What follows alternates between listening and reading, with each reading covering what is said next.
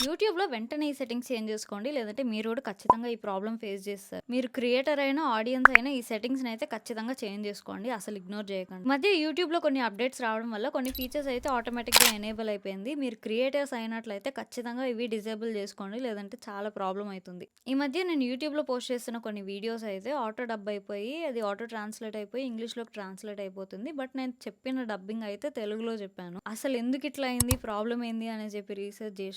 మీరు గనుక క్రియేటర్ అయినట్లయితే యూట్యూబ్ స్టూడియోకెళ్ళి సెట్టింగ్స్‌లో ఆటోమేటిక్ డబ్బింగ్ అనేసి ఒకటుంటుంది. అది డిజేబుల్ చేసుకునేయండి. అది అవసరం లేదు. మీరు గనుక ఆడియన్స్ అయినట్లయితే ఒక యూట్యూబ్ వీడియో చూస్తున్నప్పుడు ఇలా ఏదన్నా ఆటో ట్రాన్స్‌లేట్ అయిపోయేసి, ఇలా ఆటో డబ్బింగ్ అయిపోయేసి, ఇలా వస్తున్నట్లయితే మీకు ఆడియో, మీరు ఏం చేస్తారంటే ఇక్కడ షేర్ ఆప్షన్ ఉంటుంది కదా! ఈ షేర్ ఆప్షన్ క్లిక్ చేసినారంటే ఇక్కడ మీకు ఆడియో ట్రాక్ అని కనిపిస్తుంది. ఆడియో ట్రాక్‌లో ఇంగ్లీష్ అండ్ తెలుగు అనేసి ఉంటుంది. సో, తెలుగు క్లిక్ చేసుకోండి. ఇది పట్టించుకోకుండా అలానే వదిలేసినారంటే మాత్రం వీడియోస్ అన్ని కామెడీ అయిపోతాయి.